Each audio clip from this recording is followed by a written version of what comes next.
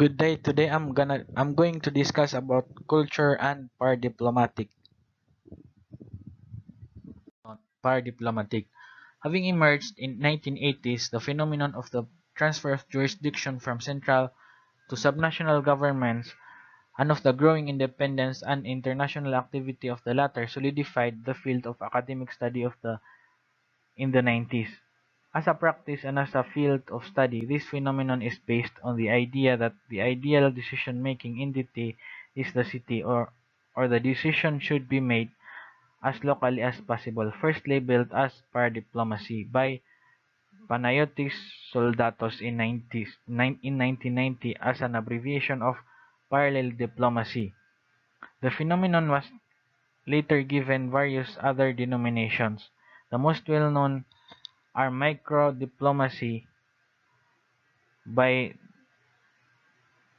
in 1990 and foreign policy or non-central governments, but others such as multi-level diplomacy, city diplomacy, internationalization of cities, decentralized corporation, and international active actions or local governments have also been used. So in 90s, they want up they want unequal decision making between the local government and the national one. Hence the name paradiplomacy, which means that which which is the abbreviation of parallel diplomacy.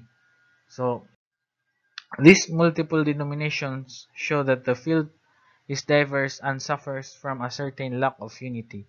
This is the result of two factors. Firstly, the field of paradiplomacy is profoundly multidisciplinary. Furthermore, most publications on the subject are based on empirical studies, and the heterogeneity of the cases makes it difficult to establish general theory. So there are denominations that because of the different definitions of some author, it is hard to find uh, find a unanimous theory. The most accepted and encompassing definition of this certainty, the one given by Prieto in 2004,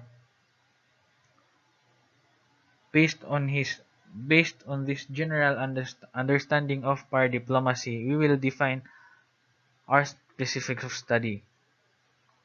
So, cultural activities, goods, and services are recognized in the UNESCO's 2005 Convention on Protection and Promotion of Diversity of Cultural Expressions have a double nature: economic by their commercial value, and symbolic by the identitarian aspects which they bear.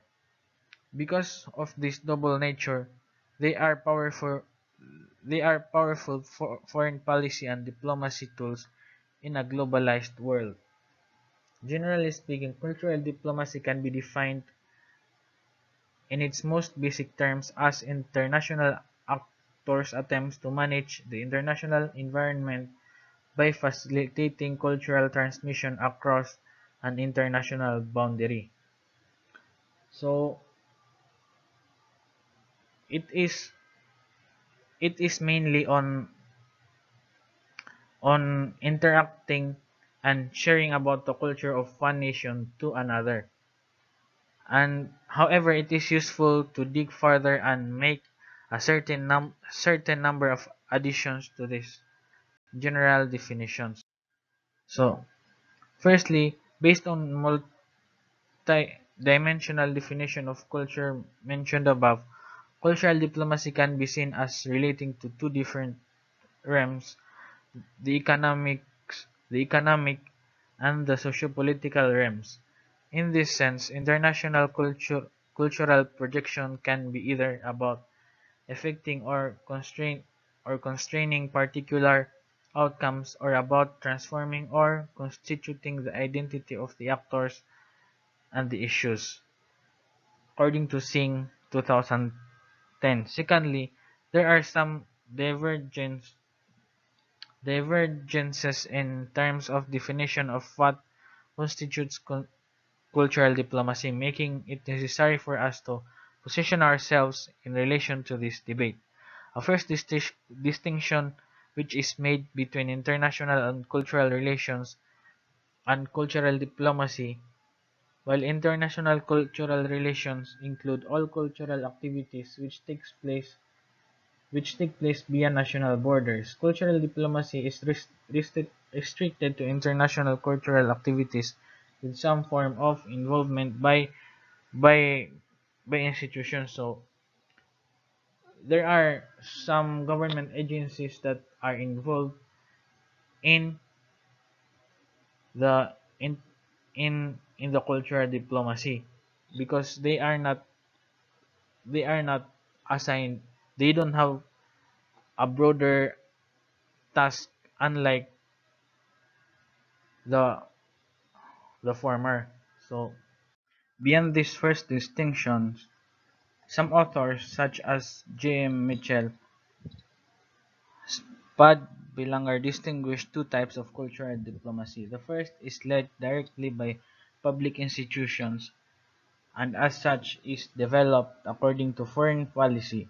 The second one is led by private and para-governmental organizations, and even though it is inserted within the general foreign policy framework, it corresponds to these organizations' aims. So, which means that the first one is mainly led by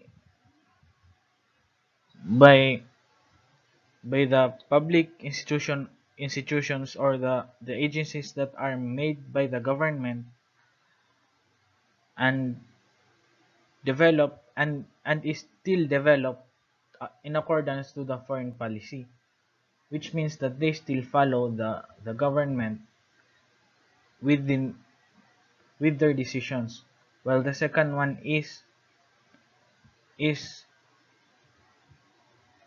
uh is the para-governmental organizations which which follow the general foreign policy. Cultural diplomacy, generally studied in the national level, can exist according to the same logic and the subnational level. Paradiplomacy, in all different forms, is a multifunctional vehicle for a promotion of interests in identity. This is because this is why we have the denomination of the paradiplomacy, and just like diplomacy, it there is also a possibility that it will evolve according to its use, and as such can be used to pursue the same purposes of the cultural diplomacy of nations. Paradiplomacy is a multifactional phenomenon, most often stemming stemming from a feeling of disconnection of a community from the central state for economic, for identitarian reasons, and often both. Amongst paradiplomacy scholars, some, generally those with a constructivist approach, have devoted time to its cultural, identitarian, psychological, or historical aspects. Follows a brief summary of predominant thoughts on and classification of cultural and identitarian aspects of paradiplomacy. Aldioka and Keating distinguish these categories of paradiplomatic aims: the economic, the political, and cultural aims. The latter encompasses objectives such as cultural preservation, the establishment of cultural link with other countries or regions, and activities contributing to international projection of a community's culture. Also established So, Bakin also established a classification of paradiplomatic activities. First category, classic paradiplomacy, corresponds to actions which enables the international projections of a political vision. The second, proto-diplomacy, refers to the actions aimed at securing independence. Finally, identify paradiplomacy corresponds to the construction of reinforcing of a minority nation with a multinational state without pursuing the objective of independence. So, this spy diplomacy can also be used as as helping other states to have their own, or not fully independent but also have their own decision. So, the purpose of this last category of paradiplomacy is secure a broad resources which are scarce internally and to be recognized internationally. According to Paki, nationalism is is an undervalued variable within the study of power diplomacy. Though it is not the main one, for him, economic aims prevail in explaining the development of power diplomatic strategies by subnational actors. Liquors distinguished three layers of power diplomacy. First, the economic layer, which according to him is strictly focused on the attraction of foreign capital and as such is not intertwined by any political or cultural issues. Second, he distinguished the layer concerned with corporations which can be cultural, technical, educational, or another nature. This layer in this layer involves a more multidimensional approach. Finally, the third layer is linked in political considerations. Often, though not always, this implies the projection by the community in question of an identity which is different from one projected by national state or a desire for political independence. These three layers can be combined in an actor's power diplomacy and they are non-exclusive. Contrary to what most theorists of paradiplomacy see as the most important variable to determine the level of international projection of regions, federalism, Licol, Licors and Moreno see sub-state or stateless nationalism as the most important factor of qualitatively account for this phenomenon. Though not a necessary condition for a development of regional power diplomacy, nationalism gives the region reason to develop three elements which are also fundamental for the development of power diplomacy. These are identity or nation building, political territorial mobilization, and promotion of regional interests.